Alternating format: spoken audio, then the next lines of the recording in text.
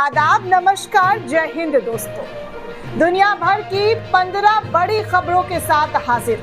दुनिया भर में आज क्या हो रहा है, इस तरीके की हलचल पूरी दुनिया में देखने सुनने को मिल रहा है। कौन सा देश किस देश के खिलाफ स्ट्रैटेजी बना रहा है, वो सब कुछ इस 16 बड़ी खबरों में आपको बताने वाली हूँ। वीडियो को आखिर तक जरूर देखिएगा, चैनल को जरूर से जरूर सब्सक्राइब कीजिएगा। सबसे पहली खबर, सबसे बड़ी जानकारी आपको दे दूं कि ईरान ने जो कहा वो कर दिखाया। आज जुमे के दिन ईरान ने आसमान पर कब्जा कर लिया है। ईरानी मिसाइल का आसमान पर कब्जे वाली तस्वीर जो है वो निकलकर सामने आ गई है। दरअसल दोस्तों, ईरान के जरिए सबसे बड़ा अचीवमेंट आज हासिल किया गया है। ईरान ने आज सुबह सुबह एक उपग्रह सफलतापूर्वक कक्षा में आसमान की ओर भेज दिया है। पश्चिमी देश इस देश को रोक नहीं पा रहे हैं। ऐसी खबर, ऐसी जानकारी निकलकर सामने आ रही है। दरअसल ईरान ने सक्सेसफुली लॉन्च जो है सैटेलाइट आसमान में कर दिया है, जो सुबह सवेरे आप इस तस्वीर के माध्यम से देख सकते हैं कि कैसे आसमान की तरफ बढ़ता हुआ दिखाई दे रहा है। ये ईरान की सबसे बड़ी कामयाबी है, या यूं कहा जा सकता है कि मुस्लिम मुल्क की सबसे बड़ी कामयाबी जो है ईरान के जरिए अचीव की गई है, जहां पर ईरान ने अपने सबसे खतरनाक सैटेलाइट को रूस के साथ मिलकर आसमान की ओर भेज दिया है। वहीं दूसरी बड़ी जानकारी आपको दे दूं दोस्तों कि 50 इजरायली छात्र जो पढ़ने के लिए स्पेन गए हुए थे, वहां की वेलिंग एयरलाइंस में चढ़ने के बाद इस 50 छात्रों ने जिस तरीके से अभद्रता की, खासकर अरब और फिलिस्तीन देशों को लेकर जिस तरीके का जेनोसाइड हो रहा है, उसको सही ठहराया, उसके लिए नारे लगाए। उसके बाद फिर क्या था, स्पेनिश पुलिस ने उन्हें बांध कर मारना शुरू कर दिया है। तस्वीरों में आप देख सकते हैं कि कैसे जमीन में पटक कर इन इजरायली छात्रों को स्पेन के एयरलाइंस में मारा जा रहा है। ये बड़ी खबर, बड़ी जानकारी निकलकर सामने आई है। वहीं तीसरी जानकारी आपको दे दूं दोस्तों इस खबर में, तो इजराइल के कब्जे वाले क्षेत्र में बसने वालों ने तल अवीव में अमेरिका दूतावास के बाहर बर्तन पीट कर वॉशिंगटन से आग्रह किया है कि वो गाजा को भूखा रखने से रोके, शासन पर दबाव दे और उनके हक के लिए आवाज उठाए।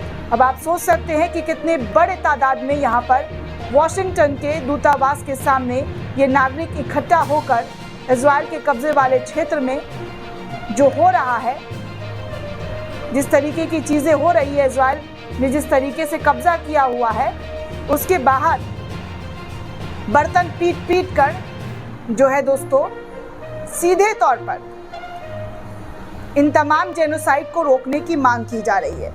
वही चौथी बड़ी खबर आपको बता दूं इस रिपोर्ट में कि पहली बार चीन ने अपने चौथे पीढ़ी के लड़ाकू को आसमान में लॉन्च करते हुए दिखाया है। आपको बता दें दोस्तों कि इससे पहले दूसरी तीसरी पीढ़ी के विमान चाइना के पास थे और भी कई मुल्कों के पास था, अमेरिका के पास था, लेकिन अब चीन ने 600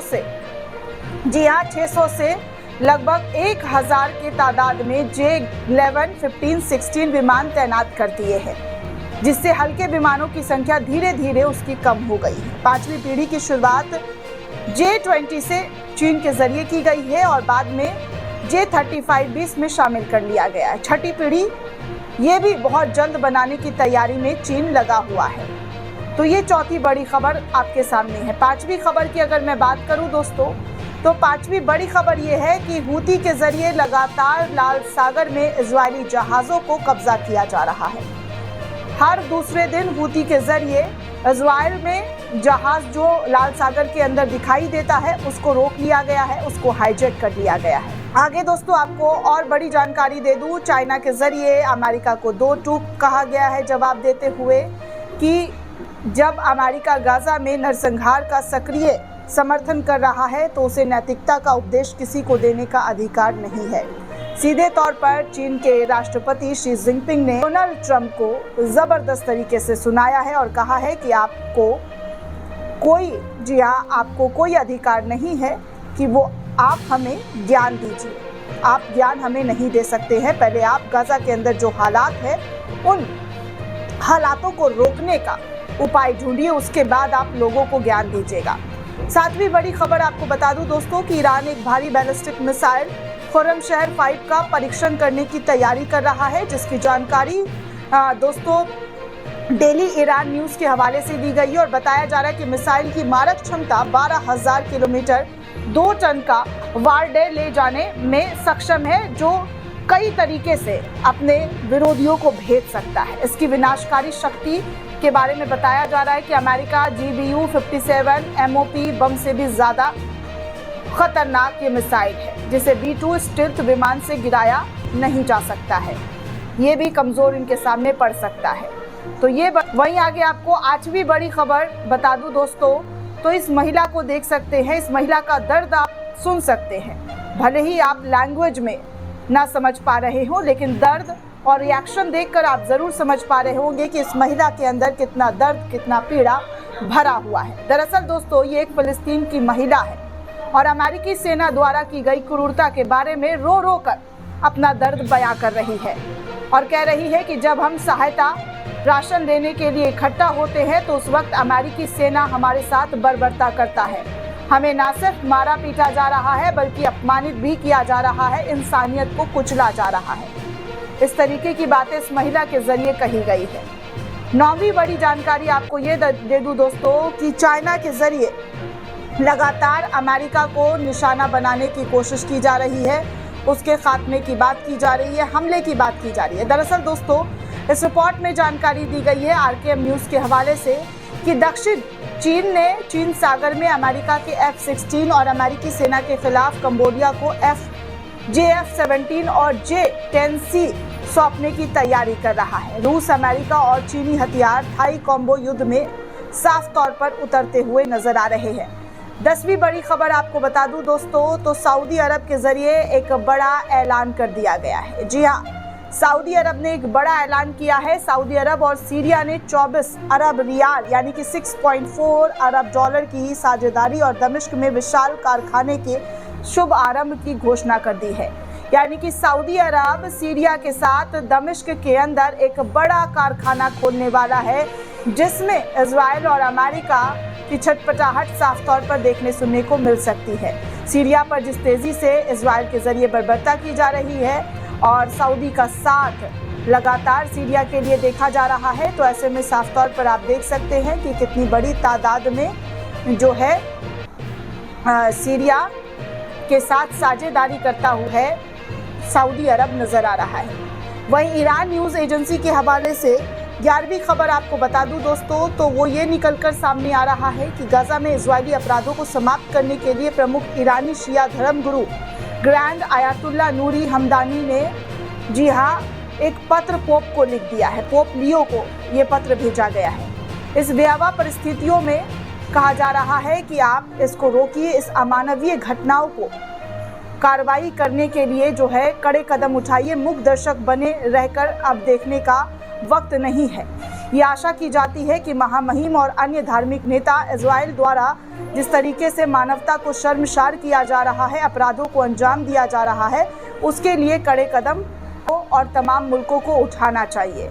वहीं आगे एक और बड़ी जानकारी दोस्तों बता दूं, 12वीं खबर कि ब्रिटेन ने गाजा में नरसंहार के लिए इजराइल पर कड़ा प्रहार कर दिया है और संयुक्त राष्ट्र में यहूदी बसने वालों को आतंकवादी कहा है। IDF ने सहायता पाने की कोशिश कर रहे भूखे फिलिस्तीनी नागरिकों को जिस तरीके से मारा जा रहा है, उस पर सीधे तौर पर प्रहार जो है यहाँ ब्रिटेन के जरिए किया गया है। कुल मिलाकर अगर देखा जाए तो ब्रिटेन ने साफ तौर पर, जी हाँ साफ तौर पर इजराइल को हत्यारा और नरसंहारी करार दिया है। 13 खबर जो है इस पूरी खबर में आपको बता दूं, तो फिलिस्तीन का झंडा जो है दोस्तों, अमेरिका और फिलिस्तीन का झंडा ईरान और तेहरान के अंदर जलाता हुआ एक वीडियो सामने आया है, जहां पर साफ तौर पर आप देख सकते हैं कि फिलिस्तीन का विरोध कितने बड़े लेवल पर किया जा रहा है और अमेरिका का भी विरोध इसमें देखा जा रहा है कि कई बड़ी तादाद में, जी हाँ बड़ी तादाद में जो है फिलिस्तीन को लेकर जो नरसंहार किया जा रहा है फिलिस्तीन के साथ, उस पर गुस्सा ईरान के अंदर भी भड़कता हुआ नजर आ रहा है। 13वीं खबर की अगर बात करूं दोस्तों, तो साइप्रस के अंदर खतरनाक आग लग गया है। जंगल में लगा ये आग अब शहर की तरफ बढ़ता हुआ नजर आ रहा है, जहां पर यहूदियों को ये आग जो है चपेट में ले रहा है। कई यहूदियों के जान जाने की खबर निकलकर सामने आ रही है, जहां पर इजरायली यहूदियों को पलायन करने का जो लगातार तस्वीर है वो निकलकर सामने आ रहा है। और खबर में अगर मैं बताऊं तो दोस्तों, चीन ने सभी प्रकार की क्रिप्टो करेंसी पर पूरी तरीके से प्रतिबंध लगा दिया है। चीन का मानना है कि जिस तरीके से क्रिप्टो करेंसी का इस्तेमाल हो रहा है उसको वो अपने देश में प्रतिबंध करता हुआ नजर आ रहा है। वहीं एक और बड़ी जानकारी, आखिरी जानकारी आपको दे दूं दोस्तों, मिडिल ईस्टर्न अफेयर्स के हवाले से, जहां पर बताया जा रहा है कि क्यूबा आधिकारिक तौर पर ब्रिक्स विकास बैंक में शामिल हो गया है। जी हाँ, ब्रिक्स सम्मेलन में जो संगठन था उसमें अब क्यूबा भी शामिल हो गया है। दशकों बाद अमेरिकी नाकेबंदी के बाद चुनौती देते हुए क्यूबा को ब्रिक्स में शामिल किया गया है। आज के लिए दोस्तों इस रिपोर्ट में इतना ही। मिलती हूँ किसी बड़ी खबर के साथ, तब तक के लिए चैनल के साथ बने रहें। वीडियो को ज़्यादा से ज़्यादा शेयर करें, चैनल को सब्सक्राइब करना बिल्कुल भी ना भूलें। शुक्रिया दोस्तों।